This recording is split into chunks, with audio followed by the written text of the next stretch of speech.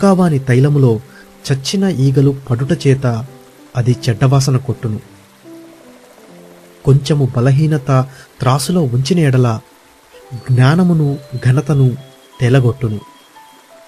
జ్ఞాని యొక్క హృదయము అతని కుడి చేతిని ఆడించును, బుద్ధిహీనుని హృదయము అతని ఎడమ చేతిని ఆడించును. బుద్ధిహీనుడు తన ప్రవర్తనను గూర్చి అధైర్యపడి తాను బుద్ధిహీనుడనని అందరికీ తెలియజేయును. ఏలువాడు నీ మీద కోపపడిన ఎడల నీ ఉద్యోగము నుండి నీవు తొలగిపోకుము. ఓర్పు గొప్ప ద్రోహకార్యములు జరగకుండా చేయును. పొరపాటున అధిపతి చేత జరుగు దుష్కార్యమొకటి నేను చూచితిని.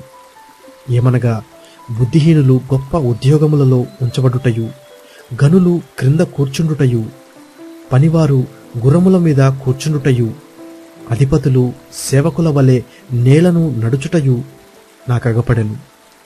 గొయ్యి త్రవ్వువాడు దానిలో పడును, కంచె కట్టువానిని పాము కరుచును, రాళ్లు దొర్లించువాడు వాటి చేత గాయమునొందును. చెట్లు నరుకువాడు దానివలన అపాయము తెచ్చుకొనును.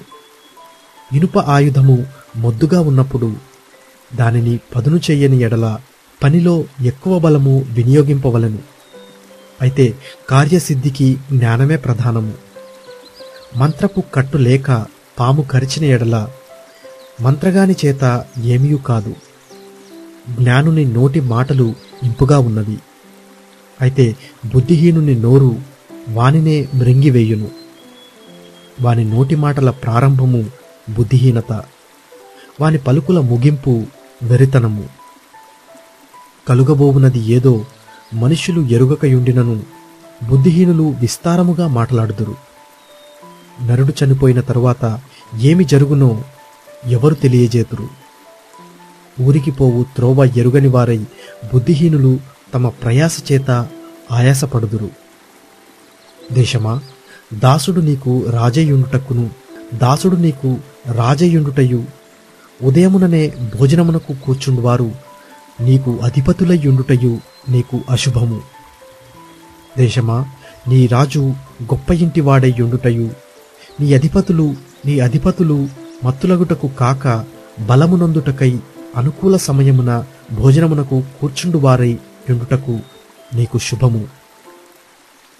సోమరితనము చేత ఇంటి కప్పు దిగబడిపోవును, చేతుల బద్ధకము చేత ఇల్లు కురియును. నవ్వులాట పుట్టించుటకై వారు విందు చేయుదురు. ద్రాక్షారస పానము వారి ప్రాణమునకు సంతోషకరము. ద్రవ్యము అన్నిటికీ అక్కరకు వచ్చును. నీ మనస్సునందైనను రాజును శపింపవద్దు, నీ పడక గదిలోనైనను ఐశ్వర్యవంతులను శపింపవద్దు. ఏలయనగా ఆకాశ పక్షులు సమాచారము కొనిపోవును, రెక్కలు గలది సంగతి తెలుపును.